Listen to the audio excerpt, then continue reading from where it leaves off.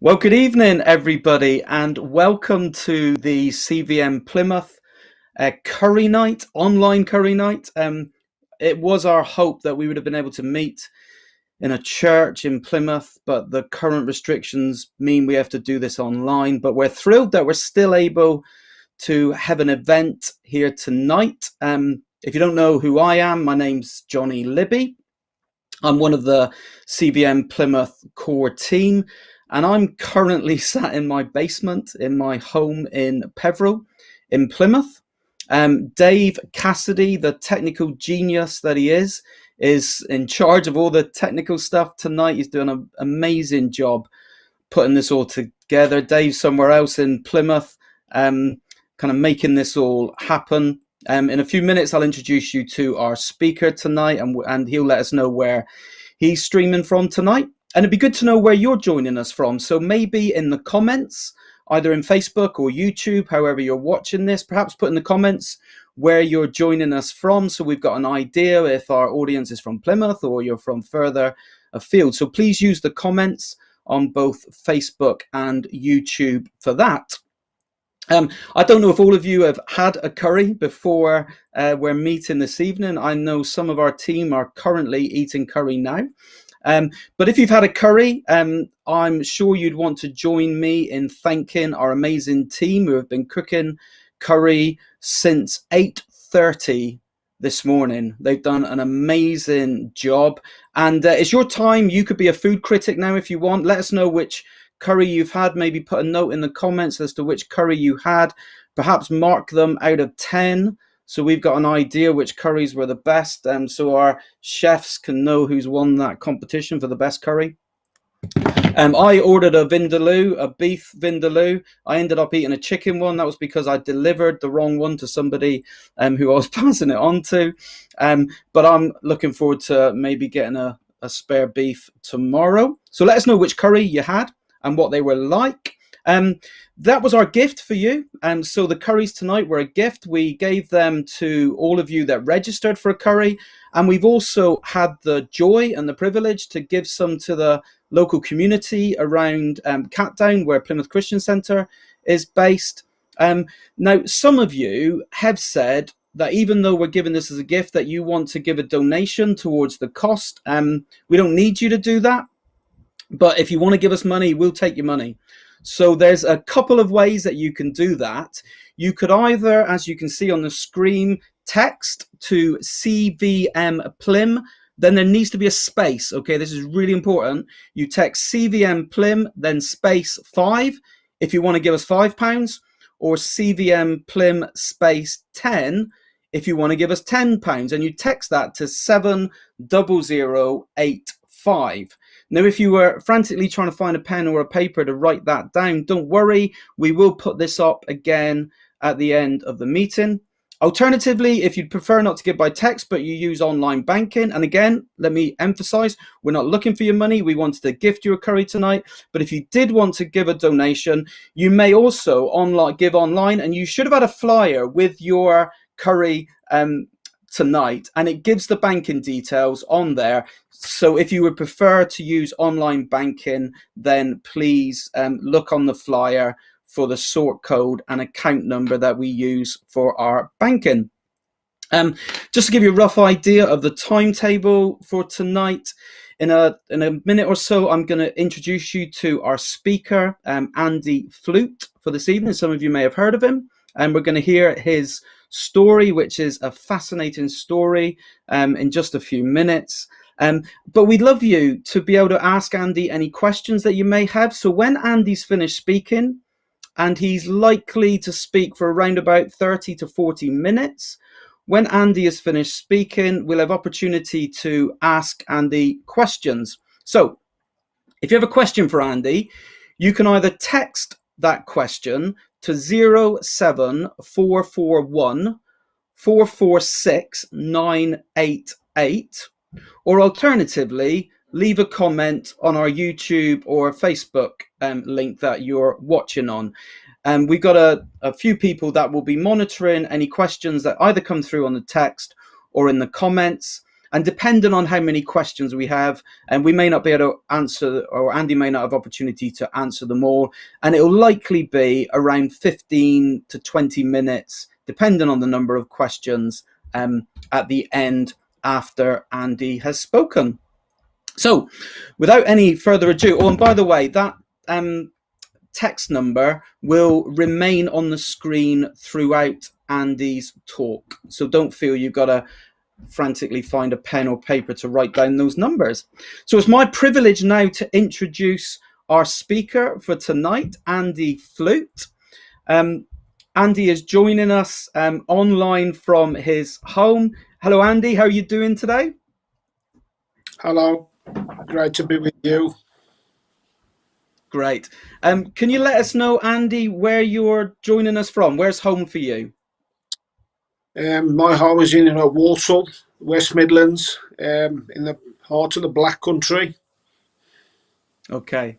Well, it's great to have you with us tonight, Andy. And I'm gonna shut up now and just hand over to you for you to just let us into a little bit of your story and the faith that you found in Christ. So over to you, mate. Bless you. Thanks so much for being with us tonight.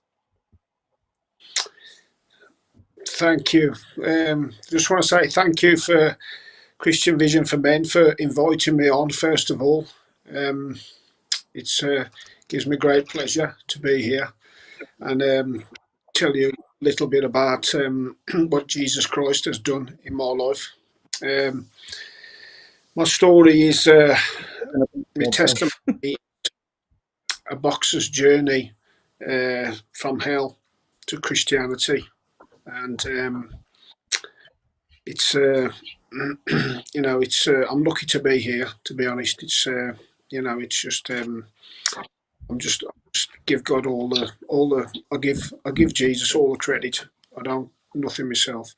So I'll get straight into it, and I'll just start off with a little bit about when I was a young lad, when I was growing up in the Black Country, in the West Midlands.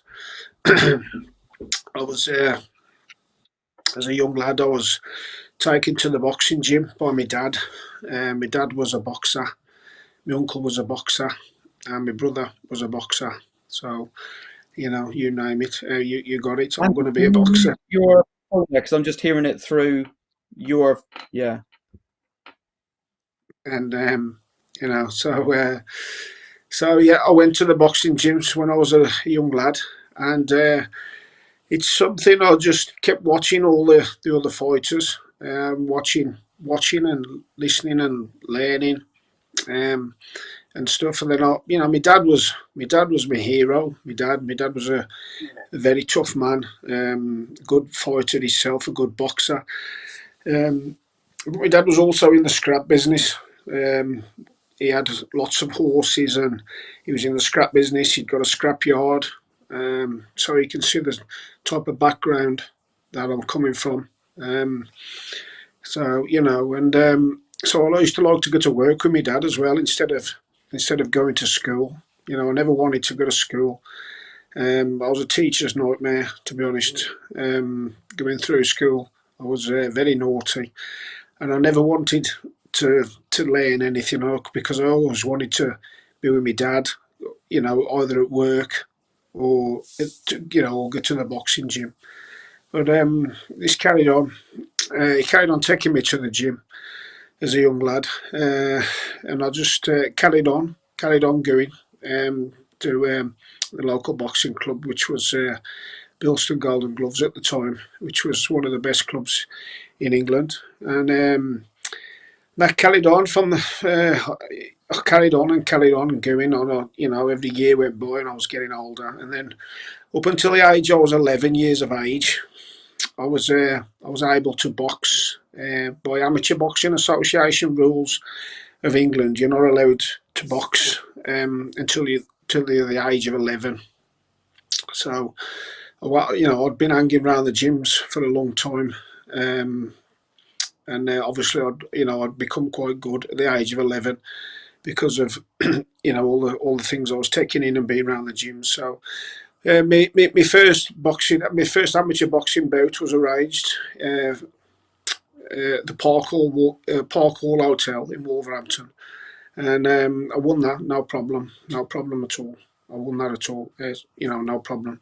I boxed a lad who'd had 5 fights, won 4, and it was my first one, and I beat him by a unanimous decision, quite comfortably. My second fight, that was up boxing for Queensbury, up in Stoke. I boxed a kid named Moore, and that was my first knockout. I was only a young lad. You don't normally see knockouts when I was a young lad, but I could punch hard, and I punched his head through the ropes, and I just kept on punching him till he was finished. So I'd got that killer instinct from a young age, because I was taught in boxing it's either be hit or be hit, and it's and that's it. That's the thing with boxing, it's pain is better than points, and that's what I was taught from an early age. And then I got the taste for it. Then I wanted to, I really wanted to pursue it. I really wanted to do well, and then for the next few years, I carried on, and I won all my fights. I won the championships. I was entered into the national championships, Great Britain, junior championships, National Association Boys Clubs championships, and I travelled all around the country, all around England, all round, and I was winning most of the time. I was winning all my fights, and I got a reputation of being a good fighter. And but my schoolwork was terrible. I never wanted to go to school, and I wore like other kids, because after school, all the kids would be out on their bikes and stuff like that. Well, I was always a bit different. I'd be out on my little pony or my horse, and I was always different, and that's something what's always stayed with me. But we used to laugh about that. They say Fluke. Everybody else is out on their bike, and Fluke comes out on his horse. But I carried on with my career, and I pursued it, winning all my fights up until the age of 17. To the age of 17, I'm like turning from into a senior boxer. And I was called to box for England, and which was a great honour to box for your country. At the age of like 18 years of age, and I did that, and I loved it. It was a great honour to wear the England tracksuit, and carry the England flag, and just to have the national anthem played in the ring before you fight and stuff. And I had some really good victories, some really good victories. I boxed in Bulgaria, where I boxed every day. I boxed twice in 2 days. I knocked the Bulgarian champion out in the second round, and then I fought the world amateur champion from Cuba, named Raymond Garby, and I lost on a 3-2 decision. So you can see the level of the level of fighting that I'm at, and also went to a place in Germany, West Germany, where I captained the team again. I was med captain, and I would say that's my best ever performance as a boxer. The England coach, I was boxing their captain as well, and my England coach said to me, "Don't throw all your aces in the first round. You're boxing a good lad. Go and feel him out. Suss him out. Jab a move. But I don't take no notice of that, because my dad, who's my trainer, who knowed me, he told me to go out in the first round and hurt him. He says, put it on him. He says, because I could punch hard, and that's what I did. I never took no notice to the England coach. I just, as soon as the bell went, I stormed out, and I stopped him in the first round. I knocked him out. He crumpled in a heap in his own corner, which was I was ecstatic. It was, I can't tell you, the feeling of that victory was, in front of the Germans as well in front of their crowd, and we thrashed the Germans anyway. And it was a great thing for England. But after me fights, what happened was then I started celebrating with a drink of alcohol, and I liked the taste of alcohol. I liked what it did for me. I liked how I felt. And then ever since then, them young days, I always wanted to drink. I always wanted to go out and drink. But it was never a problem at first of all. It was always just just a celebration drink, and then then I'd just drink on weekends and stuff like that. But I started at the age of like 18, 19. Then I was starting to mix in the wrong circles and stuff like that. I was starting to get involved in some criminal activity and some other stuff, But I always wanted to drink after them first few drinks, and it followed me through for the rest of my career, to be honest. But it was never a problem early on, and after boxing for England so many times, I decided to go professional because there was nothing in place then. There's no Sport England or no lottery funding or anything like that, and I was I was boxing just for a pat on the back.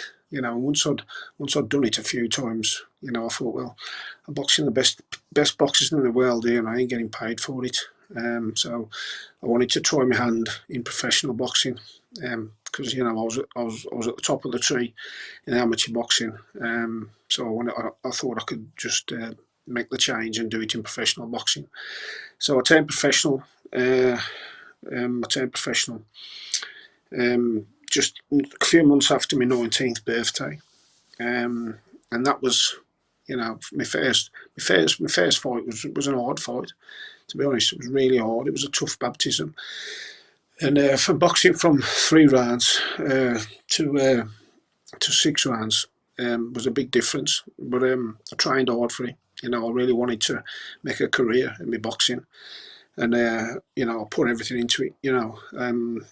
Early on, I never drank while I was training, and I just drank after the fight was over. And I put some good wins together.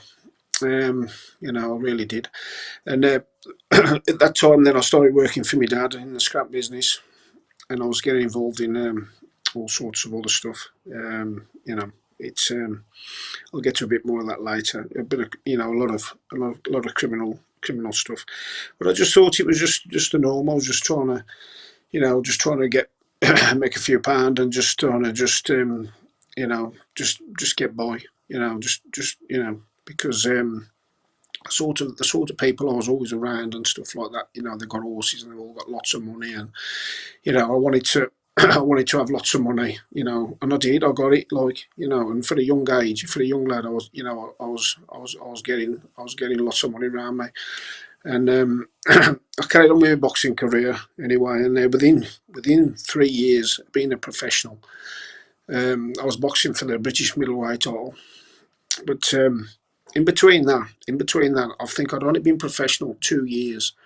2 years, I think, and I was asked to go and spar with Nigel Benn, who was a world champion, because even though I was only a fledgling professional, I was good, and he needed some good sparring partners to spar with him. He was going to Italy to box Mario Galvano for the world title. Mario Galvano was like a similar style to me, so the pick sparring partners were in similar styles, and I went and sparred with Nigel Benn, and it was a great experience.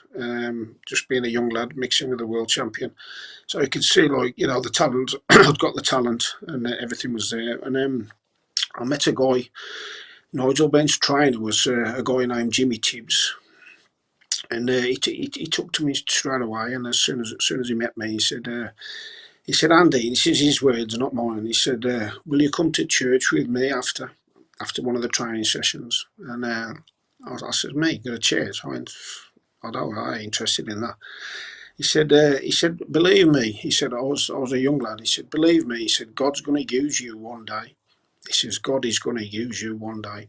And I went, because I was so far away from anything like that. I was just a criminal. I was a young lad, and and I did all sorts of different stuff. I mean, it's just I ain't got time to go into all that. What I used to get up to. And he said God was going to use me one day, and I never took. But I did go to the church with him because, like, I had a politeness. I did go, and he took me to a Pentecostal church. And I went with him, and he said, Andy, he said, trust me, he said, the Lord is going to use you one day. And when the sparring camp was over, I never thought nothing else about it. I thought, that's it. Like, I got, Jimmy had. Jimmy Tibbs was a good boxer himself. And he'd had he'd spent a lot of time in jail, and he'd lived a criminal life and stuff like that. And he's got a good testimony himself. But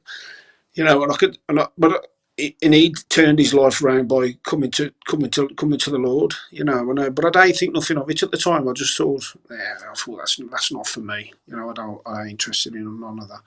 And then I just went away from the camp and just carried on doing my thing and doing my stuff, and just a young lad going out and stuff like that, and in the boxing seasons they have like a season like we have the summer off. I remember being a young professional and I went around all the Greek islands, and then I went to Corfu, in Kavos in Corfu, and I started working as a doorman, and it was really violent. I was knocking people out every night, battered a lot of Royal Marines, and I was running the whole of Kavos. To be honest, I was doing all sorts of criminal activity, with lots of stuff. It's all in my book, Jesus in my core, but I ain't going to go into it now. But it got to a stage where I couldn't fly back. I was wanted, and I managed to get back into London.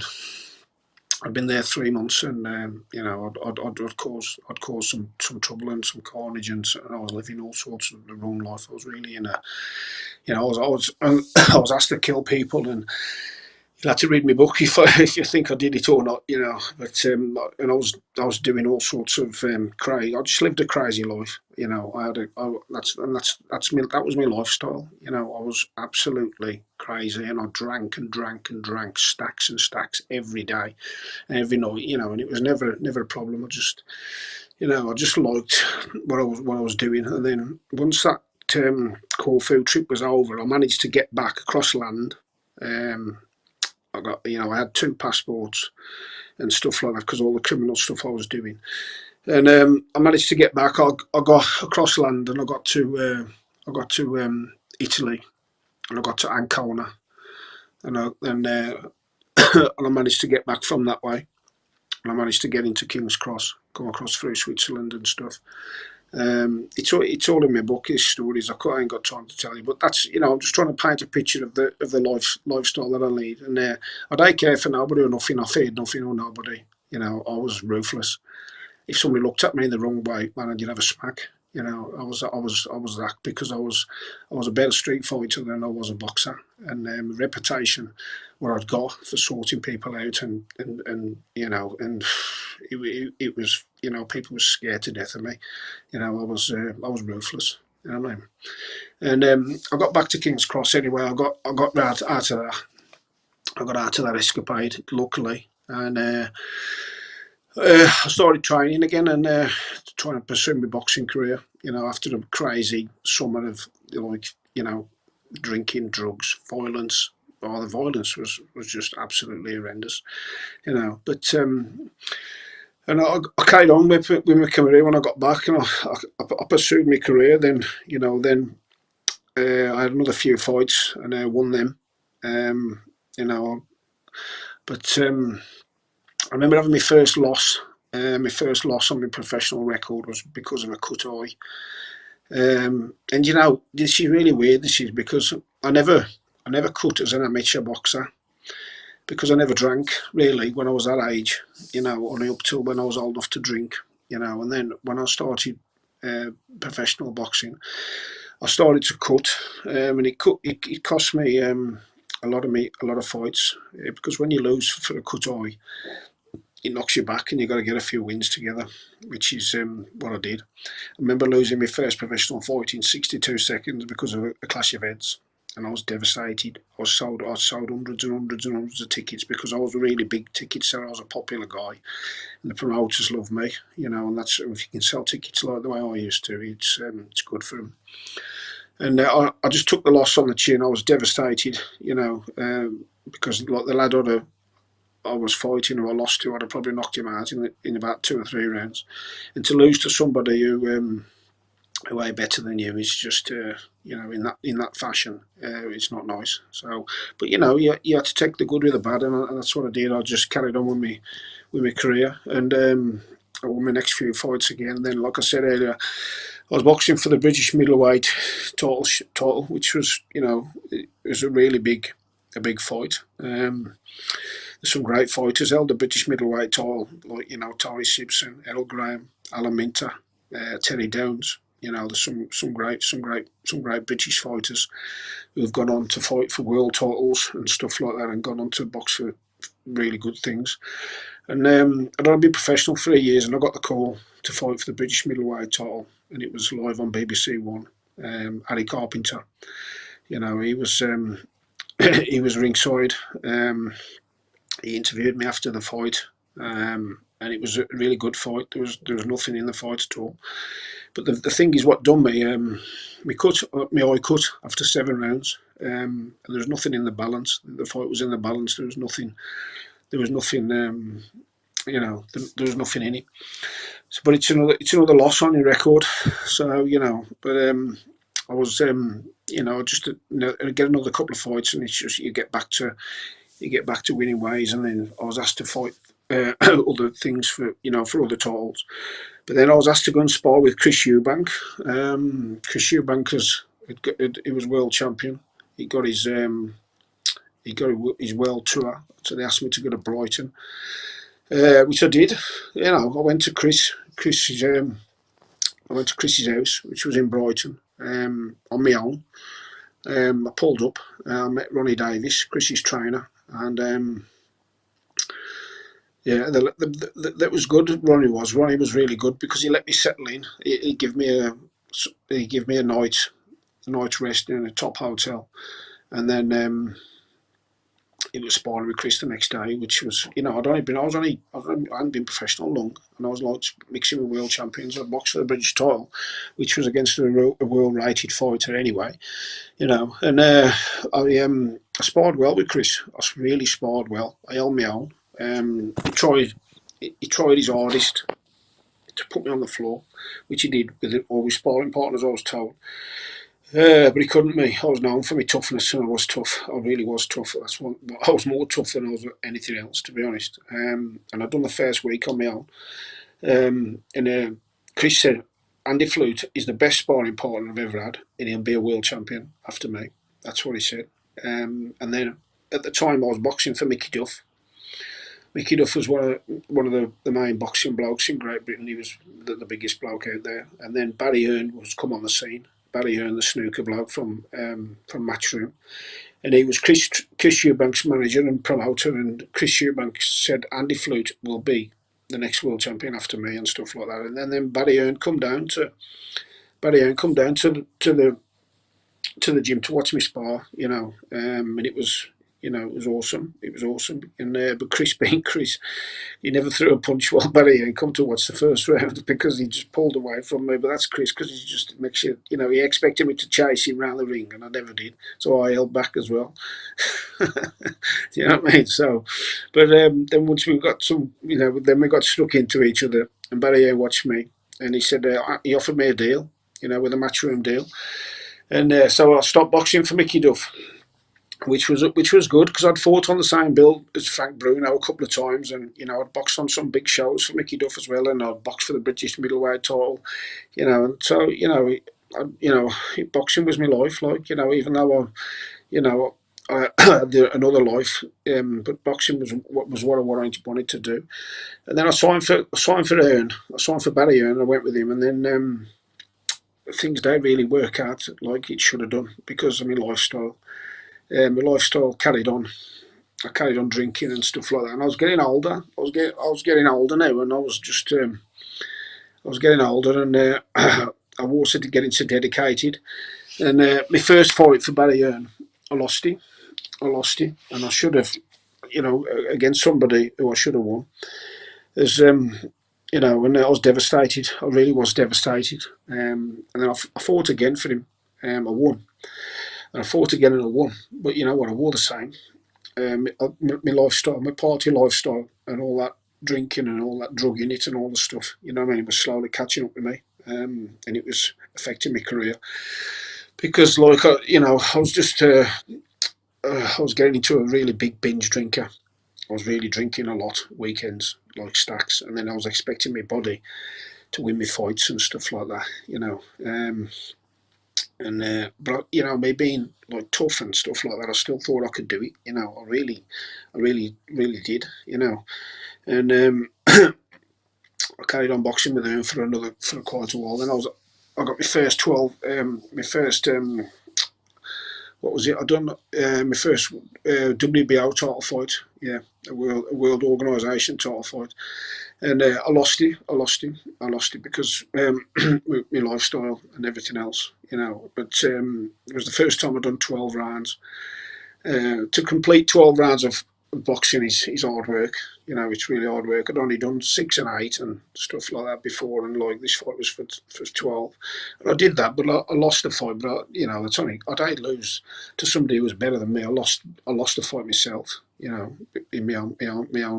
I was to blame. If I'd have done everything right, I'd have won the fight. The kid was better than me. But I always, I was my own worst enemy. I always used to think I could get away with it. I'd get away with this and do that and do this because I'm strong and I'm Andy Flute and I can do this and I can do that. And all my attitude was wrong, and that it was training. And I wore training right. Sorry, and that carried on for a few years. And then I had some other big fights. Where I was asked to go and spar with Joe Calzaghe, which I did. I went to Newbridge in Wales, sparred with Joe Calzaghe, done loads of rounds with him. Then I was asked to go back and spar with Chris, and then I was Chris Eubank's main sparring partner on his world tour. I must have done hundreds of rounds with him. Because nobody else could stay with him. Everybody else used to get battered. All the sparring partners used to come, really good fighters, and he'd bang them out. He'd put them on the deck. But he never did with me. He couldn't do it. And he tried his hardest. But you know what? Fair play to him. He treated me well. He really treated me well, and he, looked after me and stuff like that. And I was on really good money, and I'm doing well. Then I was asked to go to Germany and spar over there. I went over there, sparred with a few world champions over there, and then I fought over there. I boxed in Vienna, and I boxed Marcus Bayer, and I boxed Seven Odka, and I boxed Norbert Rober.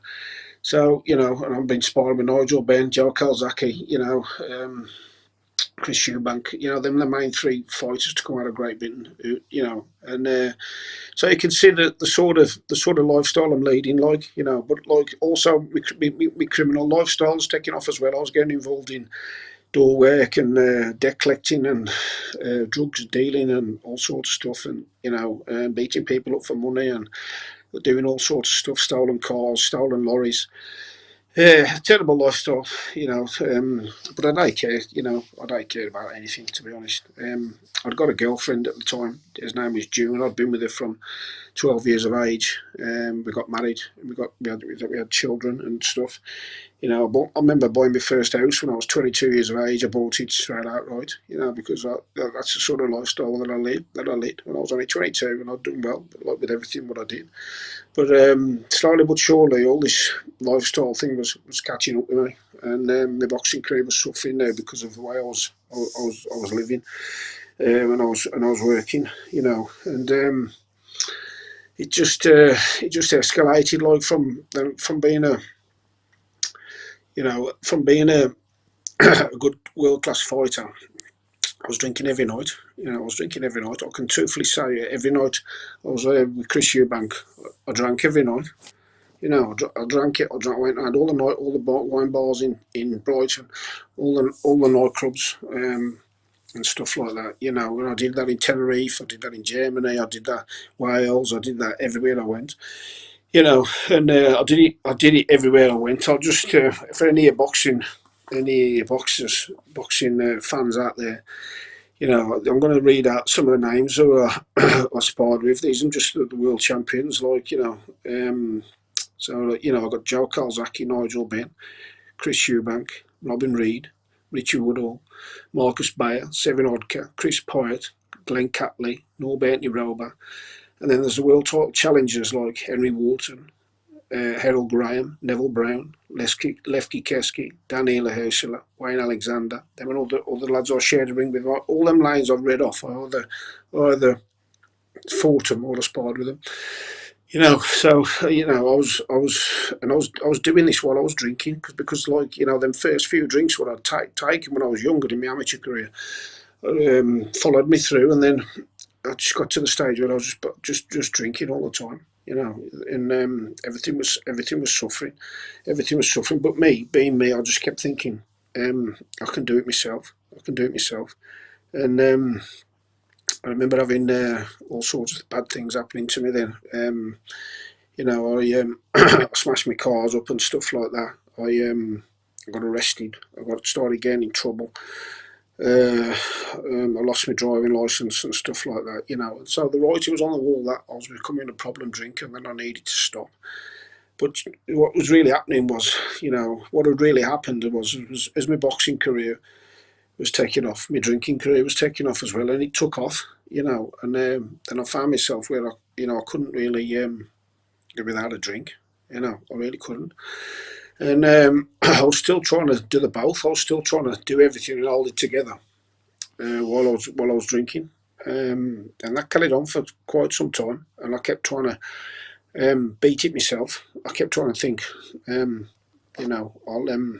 beat it myself. But I was slowly but surely becoming an alcoholic, and that's what happened. I become an alcoholic, and there's all different types of alcoholism. There's periodic drinkers. There's people who drink every day but don't get them functioning alcoholics. But I was the type of alcoholic that I turned into. That I couldn't. I used to drink till I physically couldn't drink another drink. The only way I used to stop drinking was my body used to stop me drinking, and that's what happened. And then I managed to get some sobriety after stopping, and then I'd do it all again. And then, then somebody said to me, "Go to Alcoholics Anonymous." And I thought, Alcoholics Anonymous, what's that? I don't want to go there, And but I did, I went to Alcoholics Anonymous, and they spoke of a higher power, and that higher power. I thought, man, I don't want to listen to that rubbish. You know what I mean? And I don't really listen that much because I don't want to be labelled an alcoholic, and I just wanted to do it myself. But as the years went round, all sorts of things happened to me. Like, I got stabbed, I got run over. There's that many. I broke my back. It's all in my book. It really was. To see like a world class fighter. I'd gone from being a local hero who was on the back page of the paper to being a local drunk. People crossing over the road from me. And I'd done really well and everything as well. I'd bought properties abroad, I'd bought houses over here and stuff, and it was all going away. And then I'd got a drug problem then as well, because I was taking about 5 grams of cocaine a day as well. And then once the cocaine day have enough, I started onto the crack cocaine. Smoking it, sucking the pipes and stuff, in crack dens and all sorts of stuff like that. So I'd gone from hero to zero, and I was doing $1,000 a day on crack, and I blew 150 grand in no time, just on drugs, you know what I mean? And it was absolutely heart-wrenching. My poor mum and dad, and my family and everything else, they don't know what to do with me. Nobody knew what to do. That many bad things happened to me. I remember my dad coming down my house, because my dad was my trainer, my hero, my stuff. He locked me in the house, and he locked me in the house. He says, "You ain't going out of this house." He says, "You're going to sober up and get right," And I'm just, just giving an example of how bad I was. I just went upstairs, climbed out the bedroom window, and jumped out the bedroom window with no shoes and socks on. That's the sort of addict that I was, just to go and get a drink. And this carried on for years. But like, you know, I went back to Alcoholics Anonymous. I went back, and I had that many things happen to me. You know, it's a wonder that I'm here. You know, I've love told you a few. You know what I mean? But that's nothing. That's nothing to what happened. You know, and I used to hallucinate, seeing things. I remember drinking 16 bottles of Jack Daniels in a week. You know, it was absolutely horrendous. I wasn't have fun in it. I wore out, enjoying myself. I was just isolated, stuck in a room, just drinking bottle after bottle, collapse, piece of shit myself, and just drink again, and again. No wash, no shave, no nothing. Just an absolute shivering wreck. And that went on for some time, and I managed to get sober again. You know, periods of sobriety when I physically couldn't take no more, and back to Alcoholics Anonymous. And that thing of Alcoholics Anonymous had stuck in my head. Higher power, higher power. And you know what? I was crying out. I was crying out for Jesus, for God to help me. And I remember the one day, you know, I'd lost my family and stuff. I was back at my mum and dad's and everything like that. I tried to take my own life because I couldn't cope with what I'd become. You know, I took enough tablets to kill an elephant, and I woke up in the Walsall Manor Hospital, and they pumped a solution into me, what saved my life. And I see the crisis team, and the crisis team come round, and they was a bit harsh on me. There's people in here with worse problems than you, and I thought, what are you on about? So I just, as soon as I was well enough to go out of hospital, I just went and got another drink and started again. You know, after just trying to commit suicide. You know, and then once I'd, you know, my life was like that. You know, and then I went to prison. You know, because of the way I was. I went to prison, and I come out of prison. I started drinking again. I was back in again.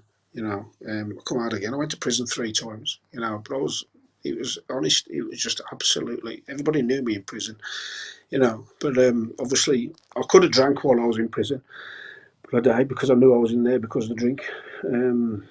I had some other drugs like some Subutex and stuff like that. You know, all the prison guards knew me and stuff like that. But I just kept trying, like, to beat this on my own. I kept trying to get sober, and I'd go to, you know, I even went to the church, the chaplain at the church while I was in prison, because that thing, the higher power thing, had stuck with me, like, you know, and I kept trying, and I was never religious or anything like that, you know.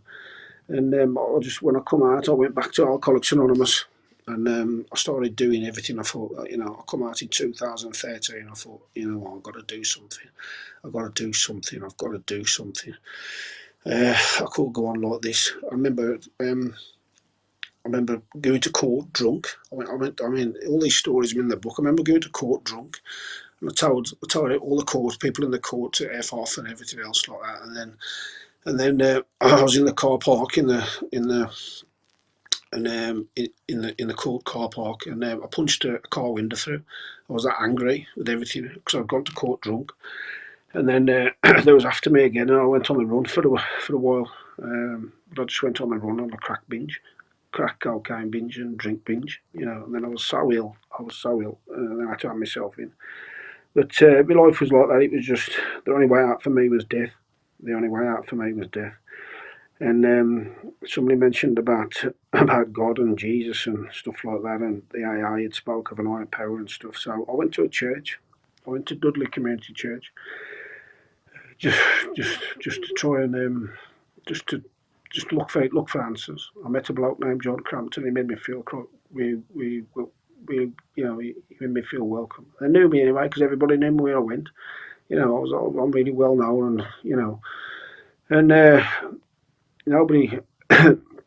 I'd expect to see somebody like me in a church, you know. But you know, the reason I'm here today as well is because I don't give in. I don't want to be a drunk. I don't want to be an alcoholic. I don't want to be a down and out. I don't know. I don't wanted to.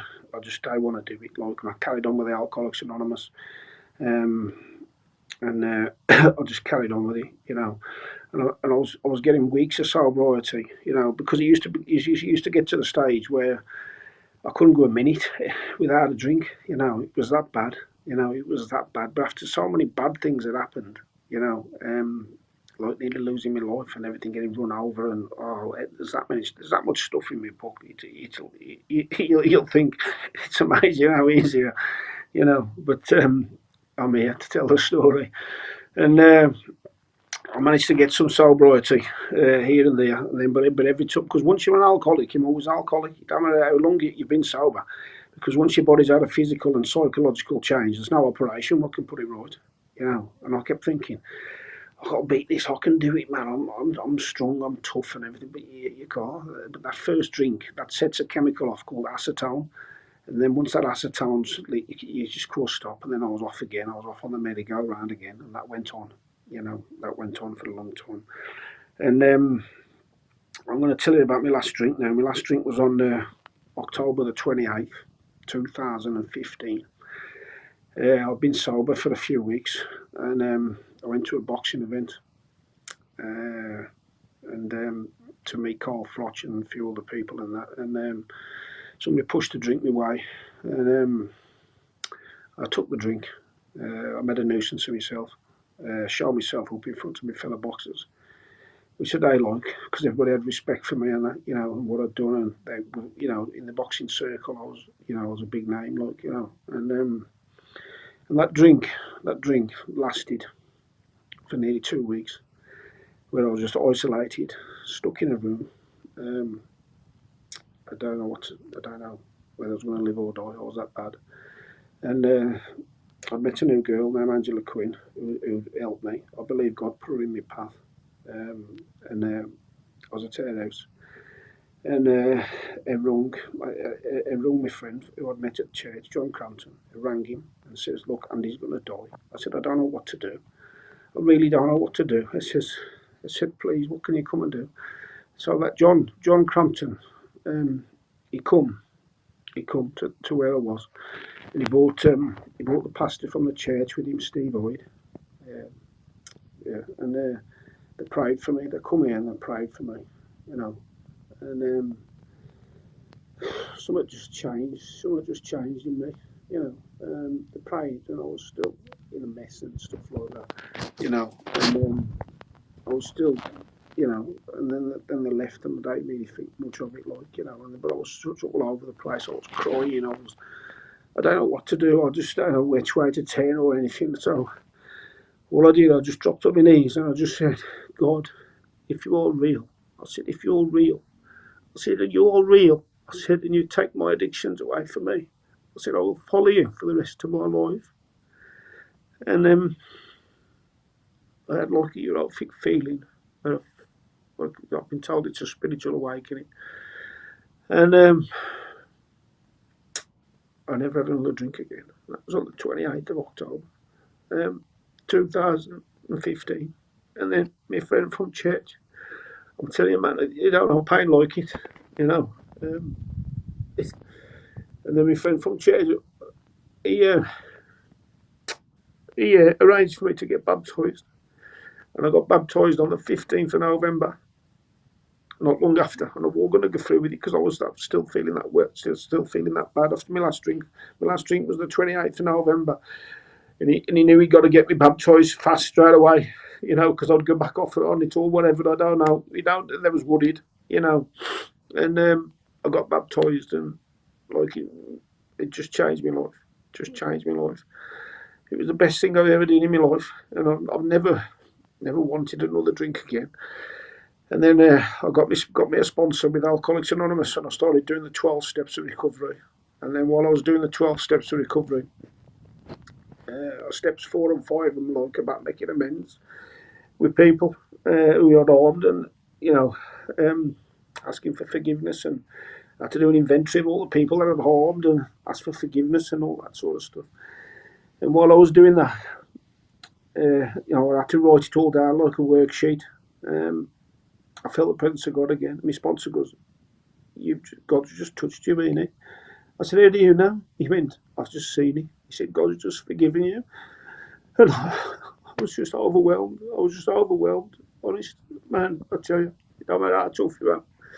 Man, the feeling and the experience of that was something else, you know.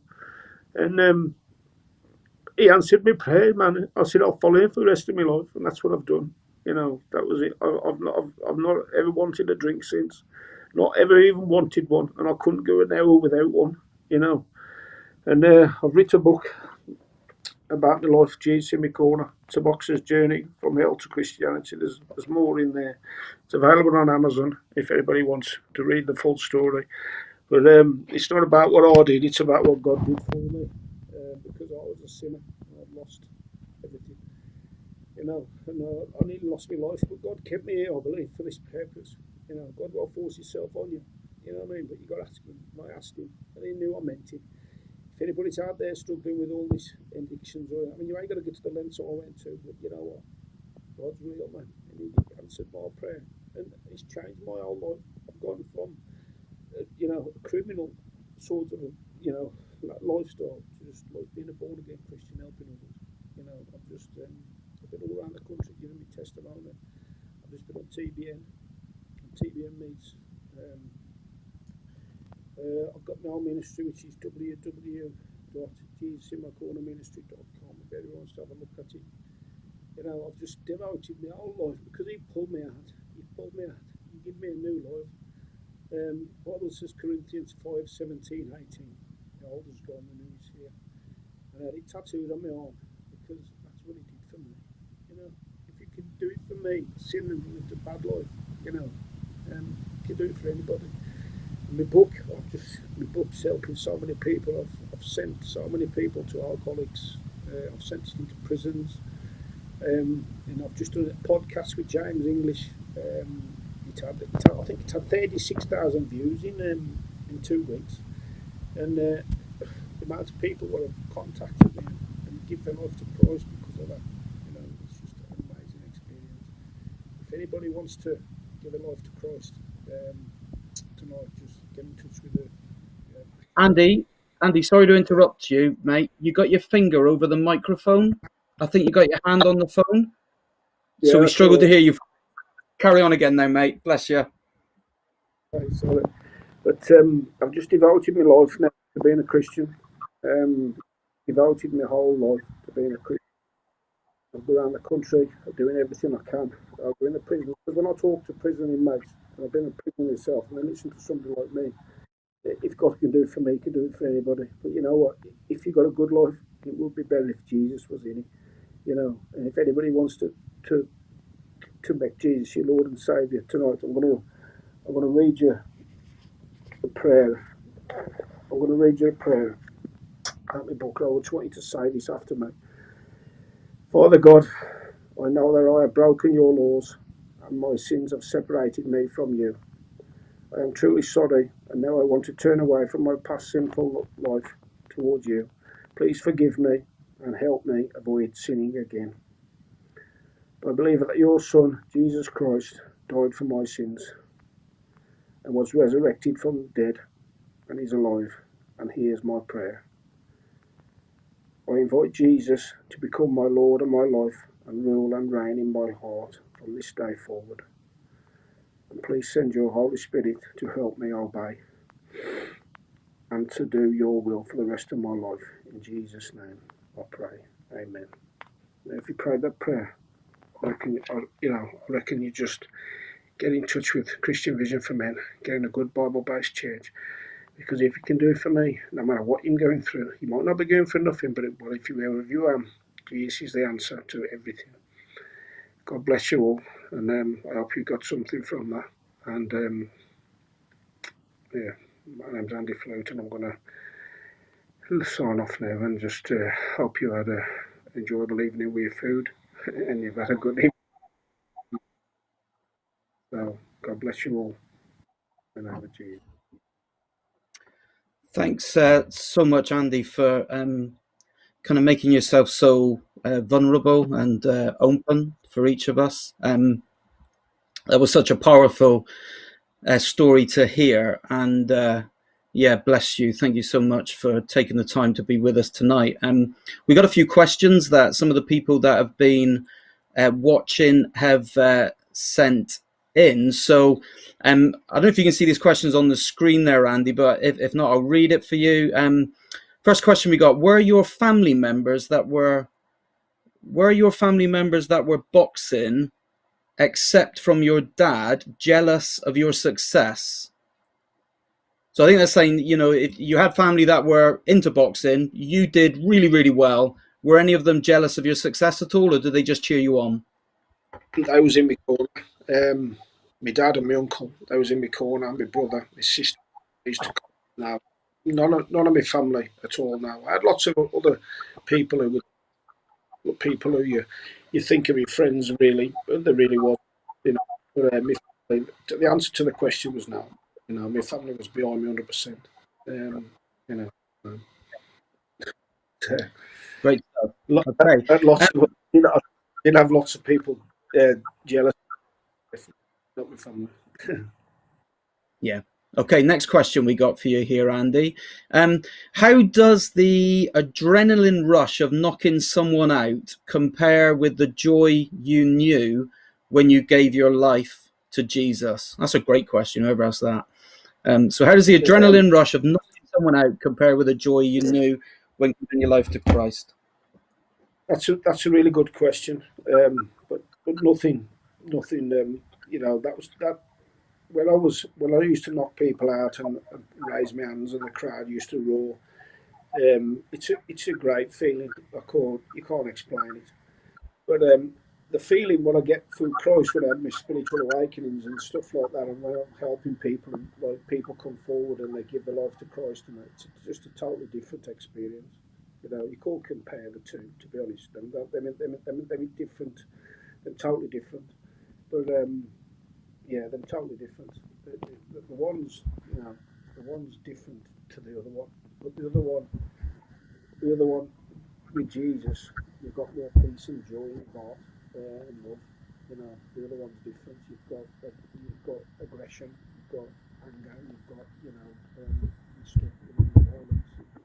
But the other one is a lot better, to be honest, because the other one you've got peace and love and harmony and just nothing can compare to that really. So that's the best one, to be honest. Yeah. Okay, bless you. Andy, I think you may have your hand on the mic again there. If you just keep your hand off your phone, that'll be great. Have we got another question, Dave? Are there more questions lined up here? Okay, even though you found Jesus, do you find yourself missing the past? Is there anything from your past that you miss since you found Jesus? No. I just miss my children. I got around separated from my children, but God's restored now. I don't miss none of my past life, none at all. Nothing. I'm a new creation. Like I said, 2 Corinthians 5:17-18. The old is gone and the new is here. You are a new creation. And that is what I am. And I couldn't sin now. It's not in me. I couldn't do anything. I could not do anything. And I don't miss the old life at all. I wouldn't swap it the way I am now for nothing. It's the best feeling ever. I recommend it to anybody and everyone. Because I always had something missing as well in my life, and I've got nothing missing now. I'm totally fulfilled. God, Jesus fills everything. I've got peace in my heart, serenity, no depression, no nothing. Anything I've got, I just pray over it, and God answers it, man. It's just a whole new way how to live. Yeah. Bless you. That's a great answer. There's a great verse in Colossians that says he has delivered us from the dominion of darkness and transferred us into the kingdom of his Son, in whom we have redemption, the forgiveness of sins. And I think your answer there just kind of, Andy, sums that up, that you're rescued from something that's dark. And, when you're in the kingdom of light, then there should be no kind of pining to go back to that darkness, is there? So, yeah, great answer, mate. We got another question, Dave? Okay, this is from Kevin. Any other boxers that you've worked with that talk about or follow Jesus that you know of? Yeah, I train fighters also, and when they see what God has done in my life, uh, they want, they want, they want some of it. And I've worked with Nigel Ben, and we've recently met up and we've talked and that. And he's also a born again Christian, you know. And when I went on to the TBN TV, TBN meets the TV station, the producer come down and he said, we should get you and Nigel Ben together to do a program. You know, so but I haven't heard nothing about it yet. But yeah, lots of you know, yeah, there's lots. There's somewhat ain't interested, you know, like everybody else and stuff like that. But a lot of, yeah, yeah. And there's a lot of me personally. I read George Foreman's book. George Foreman was world heavyweight champion, fought Muhammad Ali, and you know, he's a born again Christian. You know, Manny Pacquiao's a born again Christian. Nigel Benn's a born again Christian. There's lots. You know, God uses unusual people. You know, but we've all got a purpose. We've all got a purpose. Every single one of us. He's got a purpose for it. All you got to do is commit to him. I mean, he's got a purpose for all of us. Who'd ever thought he'd use me? But that, what I'm trying to say is, remember that guy Jimmy Tibbs? What he said? He said, "God, one day." You know. So yeah. Yeah. Dave, we got any more questions? Oh, here we go. Did you come out with any qualifications from school, Andy? Anything at all? That's from Jude. No, nothing. I was expelled. I was expelled, but by the time I was 35, I was nearly a millionaire through criminal enterprises and stuff like that, and my boxing and everything else. And I wrote this book. Where I've got Jesus in my corner.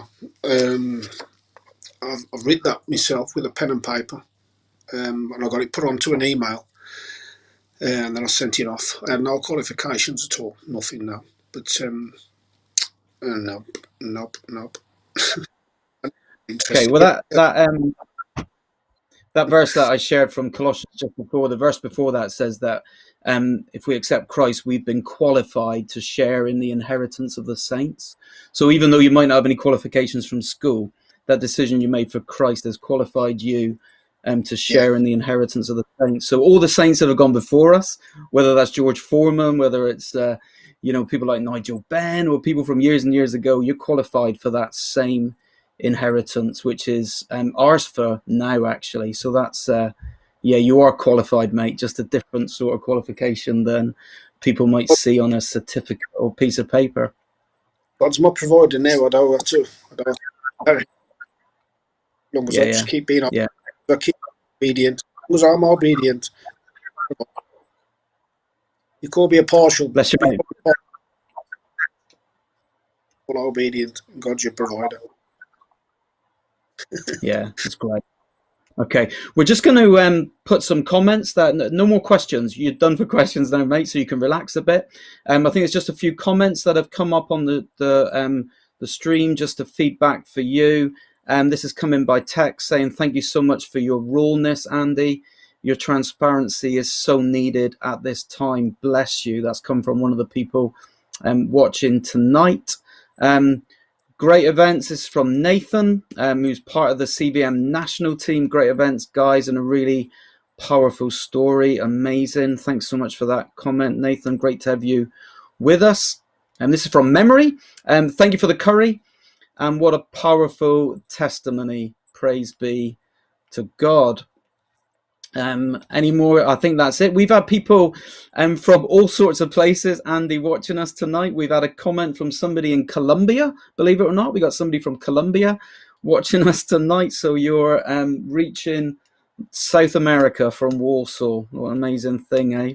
So I just want to take this moment now just to, on behalf of everybody watching and CVM Plymouth, to just thank you again, just to reiterate some of the comments that people have made there, Andy.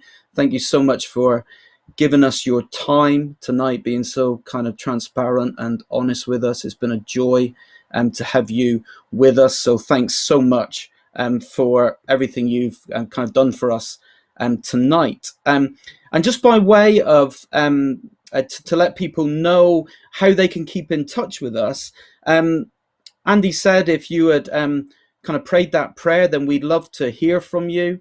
If you were touched by Andy's story tonight and you want to explore something more about the Christian faith, there's an email address that's in front of you now, info@cvm-plymouth.org.uk.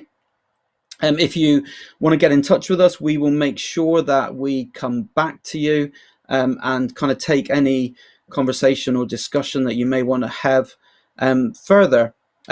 Just a few more things to mention. Andy did mention briefly that he's written a book. There's a book called Jesus in My Corner that is written by Andy. If you Google that, you will find booksellers selling that. So that will give you just a little bit more information around. You can see the book there on the screen, A Boxer's Journey from Hell to Christianity.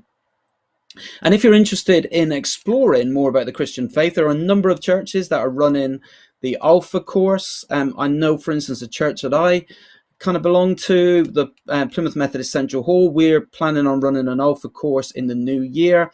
I know Plymouth Christian Centre for sure are looking to run an Alpha course in January as well. I think that Hope Baptist are looking to potentially do a Christianity Explored course, and there'll probably be loads of other churches in Plymouth that'll be running courses. And as Andy said in his talk, it's really good if you can get kind of hooked into a Bible teaching church in Plymouth, and we've got loads of those. And if you're just kind of looking for somewhere where you feel that you can where you would want to belong, then please get in touch with us and we'll try and find a church that we can kind of link you up to near to where your locality is. One other date for your diary: in May next year, we're hoping that we'll be able to meet in a church by then. We've got a day planned for the 8th of May, our Sharper event, which is an annual conference that we run for men in Plymouth and beyond in the region. We had a number of people coming from all over the region over these last few years to that conference, and we'd love to involve you in that if you'd like to come. If you want to be on our mailing list, that email address that Dave put up earlier, maybe Dave, you could put that email up again. If you want to go on a mailing list so that you can always be aware in advance of things that are coming up, please email us on info@cvm-plymouth.org.uk and we'll keep you informed of everything that's happening. And before I kind of just say a short prayer to close the evening, I do remember I said at the start that we'll put that number back up if you wanted to text in a donation to us. There's no obligation on you to do that. But if you wanted to, CVM space 5 or CVM space 10. So it's been like wonderful to see you tonight, and please keep in touch. If you had any questions that have been raised and you've got questions you don't think maybe have been fully answered, please do email us. We'd love to be able to help you discover this wonderful faith that Andy talked about tonight. So I'm just going to say a short prayer and then we're done for this evening. So let's just be quiet for a moment and let's just pray. Father God, I thank you so much that we've been able to meet together tonight. And I pray for each person that's listening, watching at this moment. And I pray that in the same way that you met with Andy and just turned his life kind of upside down and inside out, but delivered him from that dark place, qualified him to share in the inheritance of the saints and into that place of light and hope. I pray, Lord, that by your Spirit you would meet with each of us tonight. For those of us that know you, draw us even closer to you. And any that don't, Lord, would you give the courage to believe? We ask all this in Jesus' name. Amen. So that's us done for tonight. Thanks so much for joining us. As I said, I've said over and over, haven't I? If you want to be in touch with us, please get in touch, whether through Facebook or on the YouTube comments or by using that email. We'd love to keep in contact. But for now, we trust and pray that you have a great evening. We pray that you'd have a great Sunday tomorrow, and you're in our thoughts and prayers for the weeks and months ahead. So God bless, and we hope to see you at one of our events sometime soon. Bless you. See you later.